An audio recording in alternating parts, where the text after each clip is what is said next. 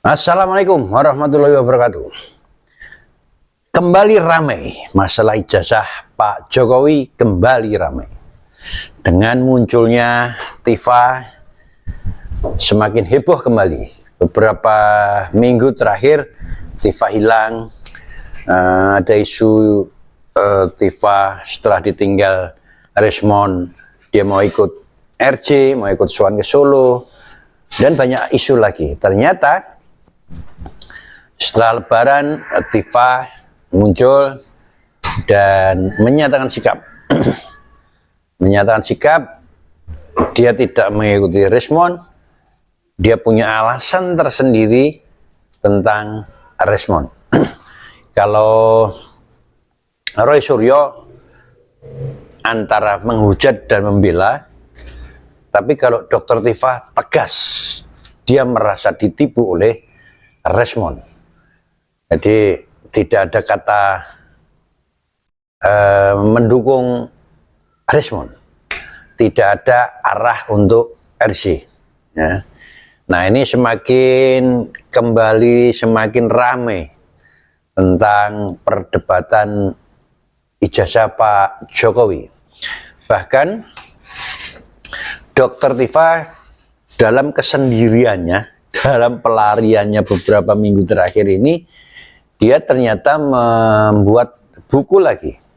Ya. Selain membedah otak Pak Jokowi, dia membuat sebuah buku lagi, ya, yang isinya kita belum tahu, belum diekspos tentang isinya, tapi judulnya Samurai Dr. Tifa. Nah, seperti apa pernyataan Dr. Tifa dan pengacaranya? Kita lihat video terlebih dahulu. Saya katakan tertipu begitu ya, tertipu begitu. Karena yang bersangkutan ini menyatakan diri sebagai dokter lulusan Yamaguchi dengan mantan teman saya yang bernama inisial RHS ini ya. Saya juga perlu sampaikan dan perlu betul-betul disclaimer maupun klarifikasi ya terkait dengan soal keilmuan ya. Jadi saya, Mas Roy, ini termasuk orang yang ya secara terus terang saya katakan tertipu begitu ya, tertipu begitu. Karena yang bersangkutan ini menyatakan diri sebagai dokter lulusan Yamaguchi, bahkan menyertakan ya gelar lengkap ya itu di KTP, yang dimana KTP itu kami juga punya fotokopinya. Karena kami membuat surat kuasa ya, surat kuasa hukum kepada para pihak itu pada waktu awal kasus laporan polisi ini bergulir. Kami bertiga itu punya tim pembela, namanya PPK, tim pembela penegak keadilan. Itu prinsipalnya atau kliennya itu kami bertiga, RRT ya. Nah, sehingga kami juga menyertakan KTP kami kepada para kuasa hukum. Dan di situ jelas tertera nama tersebut ya, itu beserta dengan gelar depan dan belakang. Anda tahu ya, gelar doktor maupun gelar master yang diakui itu didapatkan di salah satu universitas di Jepang gitu ya. Jadi kami ini tertipu oleh seorang penipu, tetapi penipu ini berilmu. Ini yang tidak boleh juga dihilangkan, teman-teman ya. Jadi yang bersangkutan bersama dengan kami itu melakukan penelitian sampai kemudian akhirnya menghasilkan buku Jokowi's White Paper ini, secara keilmuan ini valid ya. Ini valid secara keilmuan. Siapa yang menyatakan valid? Bukan kami, tapi peer reviewer, para review ya, yang mana orang-orang tersebut adalah orang-orang yang betul-betul pakaya. Dr. Tifa itu tidak quit ya dari apa yang memang harus saya hadapi ini ya. Saya bertanggung jawab atas hak saya yang sudah saya gunakan untuk menyampaikan pandangan saya, dan hak saya sebagai hak sekaligus kewajiban saya, tanggung jawab saya sebagai peneliti untuk menyampaikan kebenaran. Saya tidak pernah quit ya, saya tidak pernah satu kali pun mundur atau keluar satu langkah pun ya terhadap bagaimana kita bersama-sama berjuang untuk menegakkan keadilan, kebenaran bagi negara ini ya.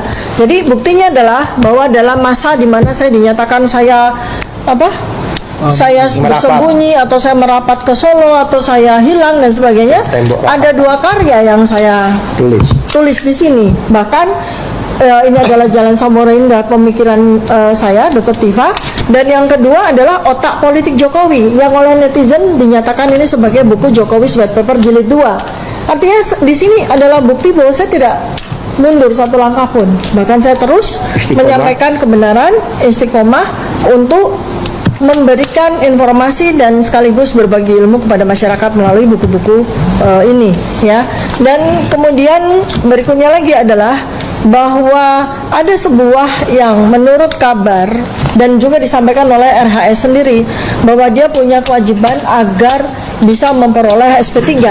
Salah satunya adalah menarik buku-bukunya dia. Artinya menarik buku-bukunya dia punya buku sendiri yang berjudul Gibran's Endgame, ya, Gibran Endgame, maupun bagian dari buku Jokowi White Paper. Saya nyatakan di sini, dia tidak punya hak untuk melakukan penarikan apapun terhadap sebuah karya ilmiah yang sudah teruji oleh peer review.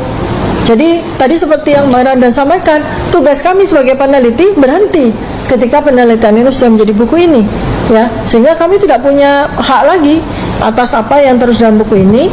Dan kalau dia menganggap bahwa ada beberapa hal yang perlu direvisi, pasti itu bukan 11 bab. Mungkin ada yang perlu direvisi bab 1 atau bab 3 atau bab 5, tapi tidak 11 bab. Kalau dia menyatakan bahwa 11 bab ini salah semua, ya berarti dia orang yang sama sekali tidak punya kapabilitas. Sehingga ini juga menjawab spekulasi yang disampaikan oleh beberapa netizen bahwa RHS ini sengaja diberikan jalan untuk RJ untuk nantinya kalau seandainya persoalan laporan polisi Jokowi ini bergulir sampai kepada sidang, maka RHS ini akan menjadi saksi ahli melawan Mas Roy Suryo. Dia tidak punya kapabilitas. Saat ini pun dia sedang dilaporkan dalam peristiwa pemalsuan ijazah, ya, gelar, ya. Sama sekali orang ini tidak punya kredensial.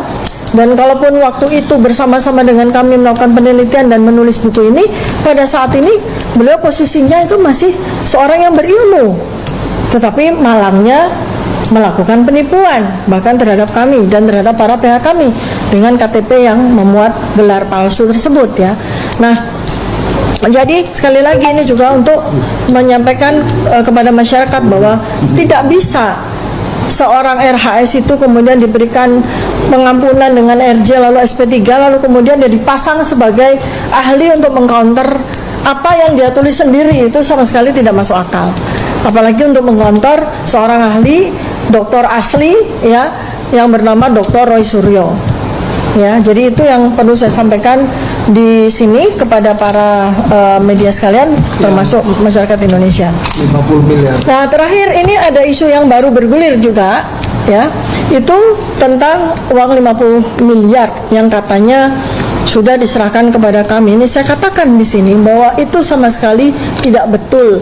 Itu adalah fitnah yang sangat keji terhadap kami, ya. Satu, ya, kami tidak menerima sepeser pun uang dari siapapun, ya. Kami sama sekali tidak punya bohir. Kami bekerja berjuang dengan jeripaya kami sendiri. Artinya juga siapapun juga yang akan menawarkan uang mau berapapun juga, salurkan kepada rakyat yang masih menderita. Salurkan itu sebagai sedekah, salurkan itu sebagai bantuan untuk biaya pendidikan anak-anak kita yang ada dalam keluarga miskin yang perlu dibantu. Tidak usah diberikan kepada kami sebagai bentuk apapun untuk membuat kami menjadi lemah dalam perjuangan ini. Baik, mungkin ada yang ingin disampaikan Pak Al-Katiri, Pak Burhan? Belakang teman-teman. Teman-teman yang lain cukup, ya, Bang Dini? Cukup, ya. Baik, demikian yang kami sampaikan kepada media semuanya, juga kepada masyarakat. Mungkin apabila ada pertanyaan, silakan. Nah, jelas bahwa Tifa merasa dibohongi oleh Rismond. Videonya jelas sekali, kalimatnya jelas bahwa Tifa merasa dibohongi oleh Rismond berkaitan dengan pengakuan Rismond bahwa dia S2, S3 di Jepang. Ternyata palsu. Tapi di lain pihak, Tifa juga mengakui Rismond punya keahlian, terutama keahlian dalam tanda petik dalam menganalisa ijazahnya Pak Jokowi dan diklaim palsu. Nah, kalimat Tifa ini, kalimat yang menyatakan S2, S3-nya palsu, dia merasa ditipu, tapi Rismond punya keahlian. Ini nanti menjadi bumerang. Jadi, kalau dia mengatakan Rismond punya ilmu, ya, dalam hal menganalisa ijazah ini, kemudian nanti dalam persidangan Rismond menjadi saksi dari Pak Jokowi, saksi yang meringankan Pak Jokowi, yang mengklaim menyatakan ijazah Pak Jokowi asli, Tifa tidak boleh membantah keahlian Rismond karena sudah terlanjur dia mengatakan bahwa biarpun ijazahnya palsu, Rismond punya keahlian. Ya. Tapi biasanya Roy Suryo, Tifa itu menyangkal omongannya dia sendiri.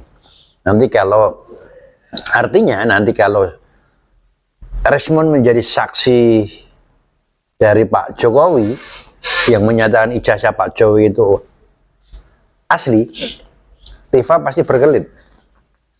Dia bukan ahli karena S2, S3-nya ternyata palsu. Saya yakin itu, karena biasanya seperti itu. Tifa, Rismond, Roy Suryo, biasanya seperti itu. Sudah bisa diduga. Kita ikuti aja sampai persidangan, benar nggak omongan saya ini akan terjadi di Tifa. Wassalam.